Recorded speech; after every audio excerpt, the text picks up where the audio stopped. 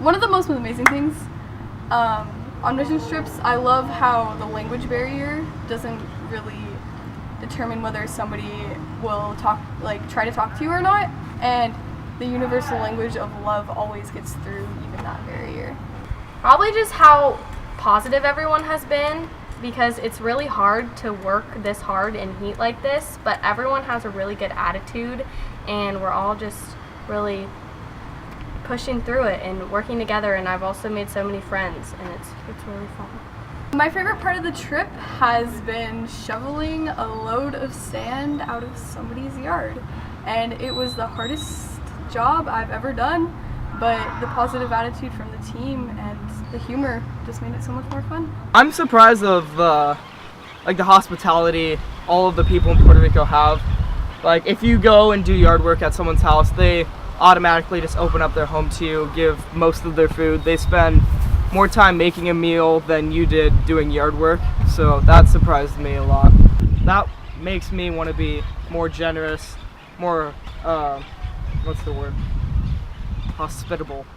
Biggest surprise, I think when we were doing yard work, these ladies made a full course Puerto Rican meal for us, and they probably took all day making it when we only spent 1 or 2 hours working on their yard, and I was just so taken aback by how grateful they were. I've enjoyed the work part of it a lot more than I thought I would.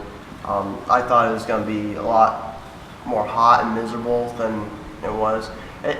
Don't get me wrong, it was hot and it was miserable, but the people, the smiles, the faces, everything made it so much better. And just when you're having fun and you're working hard next to your friends, it doesn't feel like work. What is the most amazing thing?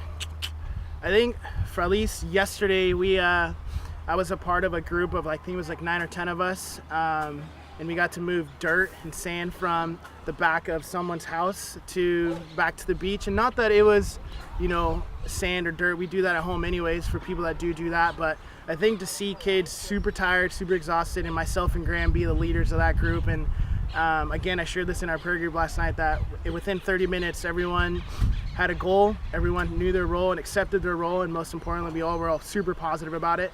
So I think to see that, again, being a coach myself, it's really hard to develop that in 30 days, let alone 30 minutes. So I think to see the kids really bonding together and trusting one another to do that and accept their roles.